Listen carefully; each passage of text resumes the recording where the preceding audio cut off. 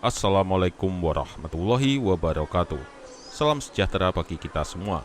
Salam Om Swastiastu, Namo Buddhaya, Rahayu Sagung Dumadi. Selamat datang kembali di channel Uduk-Uduk.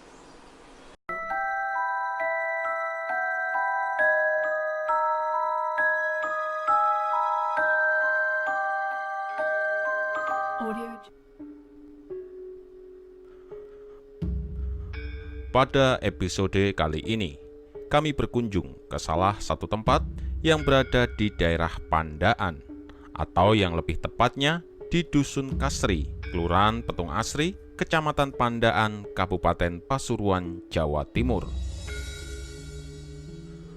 Paseban Dharmawangsa adalah sebuah tempat yang bagi masyarakat sekitar disebut sebagai makam atau petilasan dari Mbah Dharmawangsa, yang dipercaya oleh masyarakat beliau adalah ayahanda dari Mahapatih Gajah Mada.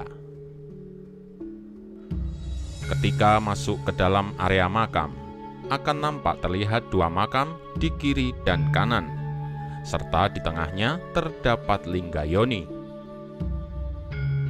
Suasana di tempat ini semakin magis karena adanya pohon besar yang tumbuh dan daunnya memberikan keteduhan bagi siapa saja yang ada di bawahnya. Silsilah Gajah Mada. Menurut Babat Gajah Mada, dituliskan bahwa orang tua Gajah Mada adalah Cura Dharmawiyasa dan ibunya adalah Nari Ratih. Kemudian, keduanya memilih jalan hidup spiritual dengan disucikan atau dijadikan pendeta oleh gurunya, yaitu Empu Raga Runting di Lemah Surat atau Lemah Tulis. Setelah disucikan, nama mereka berganti menjadi Cura Dharmayogi dan Patni Nari Ratih. Dalam Kakawin Negara Kertagama, diterangkan bahwa Gajah Mada meninggal pada tahun 1286 Saka atau 1364 Masehi. Gajah Mada diperkirakan meninggal dalam usia 65 tahun. Menurut arkeolog Universitas Indonesia Agus Arismunandar, ayah Gajah Mada mungkin bernama Gajah Pakon yang mengiringi Raden Wijaya ketika berperang melawan pengikut Jaya Katuang dari Kediri. Gajah Pakon sendiri kemungkinan bukanlah orang biasa, bahkan sangat mungkin ia adalah anak dari salah satu selir, karena dalam kitab para raton, nama Gajah Pakon disebut secara khusus. Ketika itu, Raden Wijaya begitu mengkhawatirkan Gajah Pakon yang terluka dan dititipkan kepada seorang kepala desa di Pandakan. Sangat mungkin Gajah Pakon selamat kemudian menikah dengan putri kepala desa Pandakan yang bernama Macan Kuping dan akhirnya memiliki anak yaitu Gajah Mada. Gajah Pakon adalah salah satu prajurit tangguh Singasari yang selamat dari pemberontakan Jaya Katuang dan dengan setia mengawal Raden Wijaya dalam pelariannya.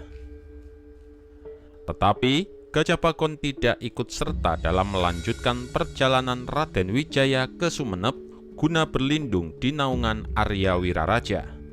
Tetapi, ia memilih menetap di sebuah daerah bernama Pandakan. Ia tidak melanjutkan perjalanan karena dirinya saat itu tengah terluka saat berperang melawan Jaya Katuang. Walaupun dapat bertahan dalam pelarian dari Jaya Katuang, pada akhirnya Gajah Pakon tetap berdiam di Pandakan di bawah perlindungan kepala desa Pandakan yang bernama Macan Kuping. Gajah Pakon menetap di Pandakan tanpa ditemani satupun prajurit Singasari. Hal itu dilakukan semata-mata untuk melindungi Gajah Pakon sendiri agar proses penyembuhannya di desa Pandakan tidak diketahui oleh Jaya Katuang. Setelah kawan-kawannya para Arya dari Singasari beserta Raden Wijaya sukses membangun Trowulan dan mendirikan Majapahit, Gajah Pakon yang sudah sembuh total tidak ikut menyusul Raden Wijaya, melainkan benar-benar menetap di Pandakan dan memperistrikan anak perempuan dari macan kuping. Saat para sahabatnya mendapat jabatan tinggi dari Raden Wijaya, Gajah Pakon tidak ikut memintanya. Ia puas hanya menjabat sebagai kepala desa di Pandakan menggantikan mertuanya macan kuping. Gajah Pakon merupakan satu dari sedikit Arya Singasari yang tidak terkena fitnahan dari Mahapati dan juga tidak diadu domba dengan Arya lainnya sebagaimana Sora, Nambi maupun Ronggolawe. Hidupnya yang jauh dari istana telah membuatnya tidak diperhitungkan oleh Mahapati sebagai saingannya untuk menjadi Mahapatih Majapahit. Sifat rendah hatinya pun tidak menjadikannya pemberontak seperti Ranggalawe yang memberontak karena kecemburuan terhadap jabatan Mahapatih yang diberikan kepada Nambi.